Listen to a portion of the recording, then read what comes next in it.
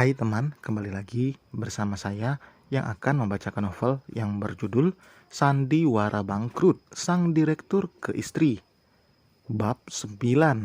Terima kasih kepada teman-teman yang masih setia mendengar. Semoga cerita ini kedepannya akan semakin membuat penasaran. Karena ini masih awal-awal ya. Karena Mimin janji kedepannya cerita ini akan jauh lebih bagus lagi. Oke, langsung saja kita mulai. Bab 9. Tepat azan subuh berkumandang, Adrian sudah lebih dulu bangun, dilanjut dengan melaksanakan sholat subuh. Namun ia tidak membangunkan Naya, seperti saat masih di rumah yang dulu. Adrian cukup menyadari sikap Naya padanya selama ini di rumah. Tidak pernah sedikit pun ramah ataupun menghargainya apa yang ia lakukan untuknya.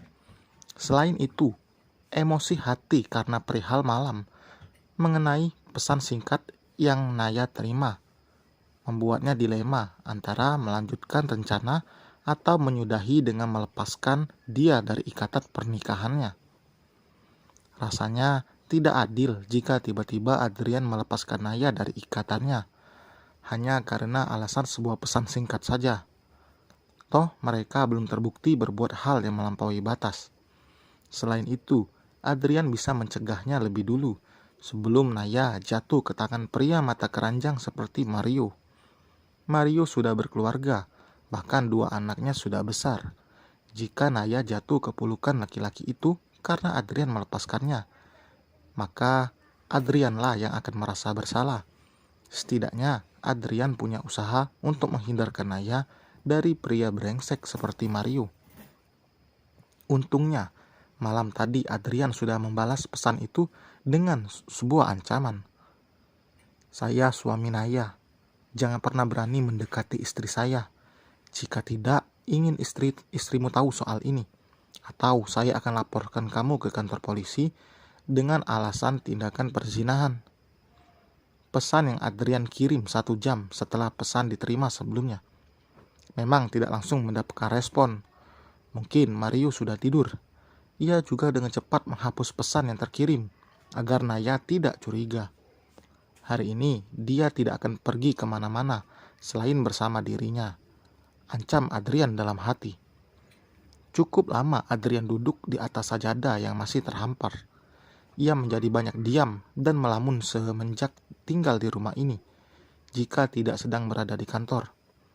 Alih-alih ingin mendapatkan kejujuran mengenai ketulusan dari Naya, justru sakit hatilah yang ia dapati. Tapi Adrian masih belum menyerah hingga Naya sendiri yang memang benar-benar melepas diri darinya jika wanita itu memang sudah tidak kuat untuk hidup bersamanya. Suara ranjang yang berbunyi membuat Adrian menoleh ke arah Naya. Wanita itu nampak sudah membuka mata dan mulai membangunkan tubuhnya. "Kamu sudah bangun, Nay?" sapa Adrian lembut. Ia belum beranjak membereskan sajadah dan berganti pakaian.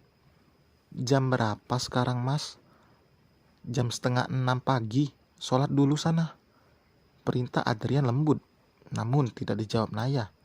Wanita itu justru nampak terburu-buru setelah menengok jam melalui layar ponselnya.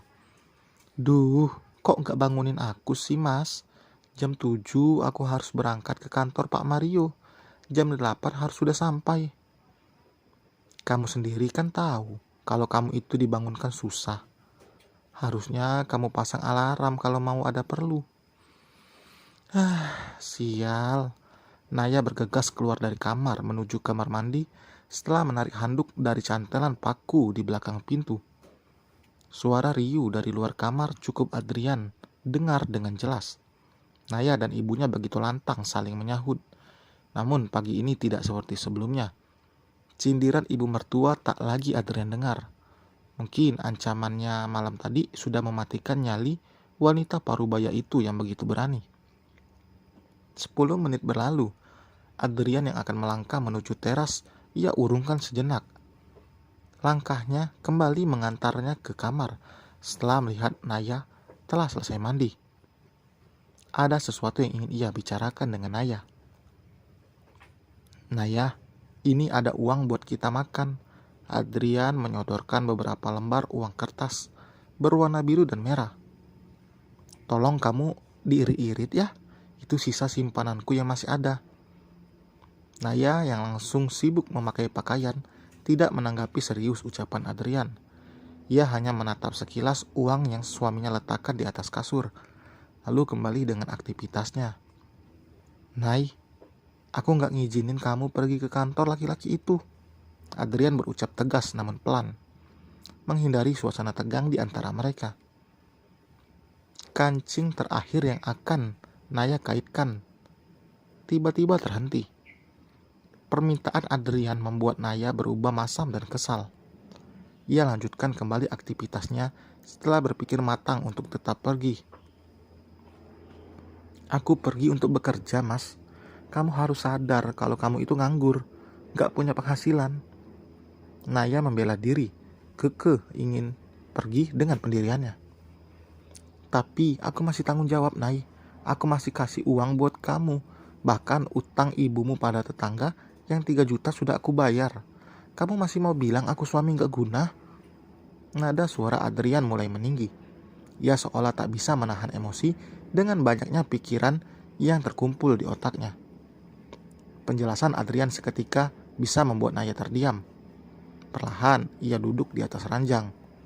Wajah kesal masih Naya tampakkan agar suaminya mengerti akan keinginannya pagi ini, keluar dari rumah untuk kesenangan.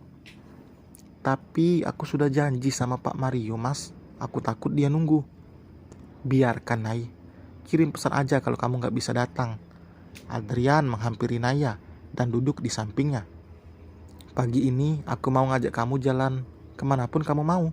Adrian terus menatap wajah Naya, berharap istrinya menyetujui ajakannya. Jalan pakai apa, Mas? Setidaknya ketegangan hati yang Naya rasakan sebelumnya mulai mereda. Dalam hati Adrian sangat melegakan. Ia tersenyum tidak henti menatap Naya yang juga menatap dirinya. Pikiran optimis bahwa Naya akan berubah terbayang-bayang seolah sudah di depan mata. Naik motor pasti lebih romantis. Kamu bisa pegang pinggangku sama seperti... Apa? Naik motor butut yang di depan itu. Kedua mata Naya membelalak sempurna.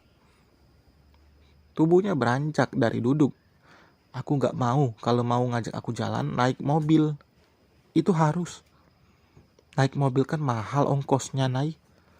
Kalau gak sanggup ya sudah, gak usah ngajak. Naya kembali bersiap melanjutkan rencananya pagi ini. Adrian terdiam, ia bingung menuruti Naya dengan meminjam mobil dengan dalih sewa atau tidak. Masalahnya, jika menuruti, Naya tidak akan pernah belajar menerima kondisi yang sedang dijalani. Tapi jika tidak, Adrian yakin dia akan jadi pergi ke kantor. Pergi ke kantor Mario. Kamu mau kemana? Tanya Adrian melihat Naya sudah rapi bersiap akan pergi. Ya kerjalah, sahut Naya ketus. Aku sudah bilang, Nay, aku gak izinin. Aku gak peduli, Mas. Mau kamu izin atau enggak, aku punya hak sendiri untuk soal pribadi seperti ini. Apa kamu gak paham, Nay? Seorang suami yang masih bertanggung jawab pada istrinya, maka si istri harus menuruti apa kata suami selama tidak menyuruh ke jalan yang salah. Jadi, Naya meledek Adrian dengan sebuah pertanyaan. Mau kamu hal pribadi seperti apapun, jika aku sebagai suami gak izinin, kamu wajib nurut, Nay. Jalan kamu itu justru akan merusak dirimu sendiri. Apa kamu gak paham? Enggak, nada suara tinggi Adrian bahkan kalah oleh nada suara Naya. Ia melawan dengan berani apapun kata suami dengan dilawan. Tamparan yang tak terlalu keras dari Adrian seketika mendarat ke pipi Naya. Hal yang tak pernah Adrian lakukan seumur hidup. Kali ini terpaksa ia lakukan. Selain perlawanan, Naya yang telah memancing emosinya hingga ke ubun-ubun. Ia juga tidak ingin Naya menuruti nafsunya sendiri. Apalagi hal itu berhubungan dengan Mario, laki-laki brengsek yang bertopeng jas kehormatan. Kedua mata Naya memerah. Napasnya memburu. Rasa tidak menyangka terus membayangi pikirannya. Baru kali ini, tangan Adrian menyentuh dirinya dengan kasar. Ia menatap benci pria di depannya. Tanpa bersuara, Naya berlalu begitu saja dari hadapan Adrian. Naya, Nay. Panggilan Adrian bahkan tak sedikit pun Naya respon. Termasuk panggilan ibunya yang tiba-tiba menghampiri. Wanita itu terus melangkah hingga hampir sampai ke jalan. Namun dengan cepat Adrian menghentikannya. Naya, aku minta maaf Nay. Tolong kita bicarakan ini lagi, ucap Adrian sambil memegang tangan Naya. Namun langsung ditepis. Nay, tolong dengarkan aku. Mario itu sudah punya istri. Dia punya niat gak baik sama kamu. Itulah kenapa aku melarang kamu datang ke kantornya. Kenal dari mana kamu tentang Mario? Harusnya kamu malu sudah berani menyakitiku sekarang. Aku minta maaf, Nay. Kamu yang gak mau nurut sama aku. Ucapan Naya menggantung tiba-tiba. Suara notifikasi pesan telah menghentikan kalimatnya. Dengan cepat ia beralih pandang dari wajah Adrian ke ponsel yang sejak tadi di tangannya. Naya, kamu jangan ke kantor hari ini. Cari kerjaan lain lagi saja ya. Aku tidak jadi memberi pekerjaan padamu. Pesan di ponsel Naya itu cukup bisa Adrian lihat dari tempatnya berdiri yang berada di samping Naya. Akhirnya Mario mengerti juga ancamannya. Dan selesai teman. Terima kasih telah mendengarkan. Sampai berjumpa di bab berikutnya ya. Akan ada kejadian yang lebih menarik lagi. Bye.